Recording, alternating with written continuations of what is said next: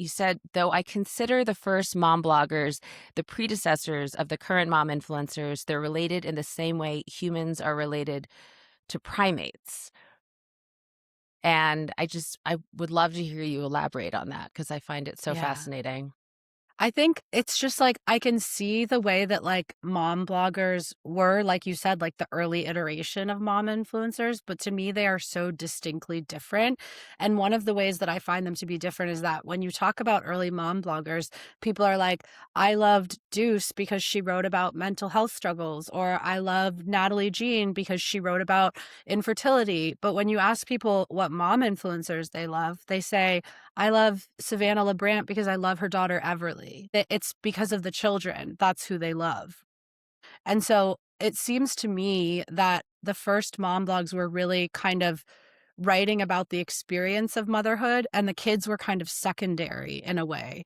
But now the Yeah. kids are right up front. Do you think that I mean, on Like Me, I've been bringing on a lot of those earlier mom bloggers, and most of us, our careers sort of fell apart when it became Yeah. all about like follower counts, and we just didn't have them. And your book had me wondering, like, is that why? Like, Yeah. what do you think changed in what the audience was looking for?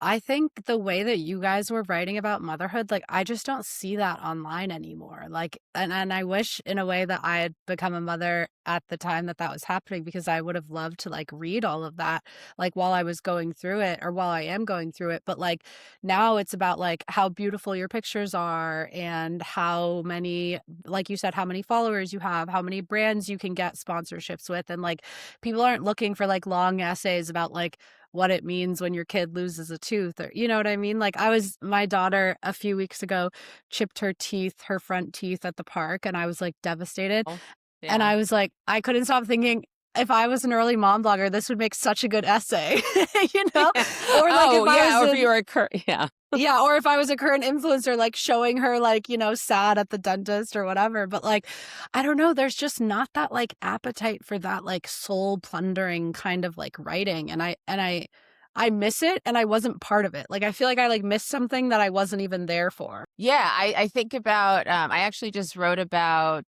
an essay about, like, this time that I literally just forgot to show up to my 4-year-old's, like, Mother's Day class tea, and he was the only one with no mom there. I'm like, or even thinking about it. Yeah. But it was a long form essay. There was no, like, Yeah. images of his, like, crying sad face, Right. and now I feel Or like your it would crying be sad face. or my crying sad face. Yeah. And now I feel like it would be like, "You got this, mama," like, Yeah.